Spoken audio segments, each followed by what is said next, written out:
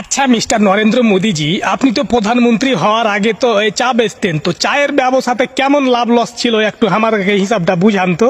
চায়ের ব্যবসার লাভ লস কি বুঝাবো?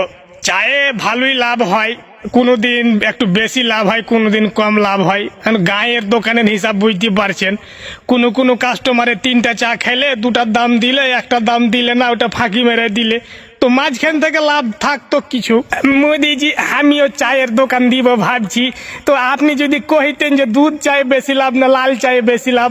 দুধ চায়ে বেশি লাভ মানে আপনি লাল চায়ের দাম তো বুঝতে পারছেন 5 টাকা করে নিবে, আর দুধ চা কম করেও 10 টাকা। তো আপনি আপনার চায়ে এই গরুর দুধ দিতেন নাকি এই ভুঁইস্তের দুধ দিয়ে চা দিতেন, কোনটা দিয়ে? না, আমি গরুর দুধ দিয়ে চা করতাম। মানে আমার বাপের এই গরুর পাল ছিল, 10টা গাই ছিল, ওই গায়ের মেলাইখানি করে দুধ হতো, তো ওই গায়ের দুধ দিয়ে চা করতুম। তো আপনি ওই চায়ের ব্যবস্থা ছেড়ে হঠাৎ প্রধানমন্ত্রী কেন হয়ে গেলেন, কি উদ্দেশ্য আপনার? উদ্দেশ্য কিছু নয়, আসলে গায়ের ব্যবস্থাতে এমন আমার বাকি পড়ে গেছিল, মেলাই টাকা বাকি পড়ে গেল, লাস্টের দেনা করে দেখিল প্রায় মনে করেন যে 20,000 টাকা কিস্তি ছিল আমার। কিস্তির টাকা সোজ করতে করতে আমার যান ঝালা ফালা হয়ে গেল। সব দিক ভেবে চিন্তা দেখনু দিয়া ওই ভাবনু যে এটা আমি ব্যবসা লাইট করতে পারবো না, তো লাস্টে আমি প্রধানমন্ত্রী হয়ে যাই। আর ভারতে তো দেখছি যে মুসলমানেরা খুবই একবারে মাথা চেড়ে দেওয়া উঠছে, তো আমি তো মুসলমানকে খুব দেখতেও পারি না, ওরাকে দেখলে আর গা জ্বালে।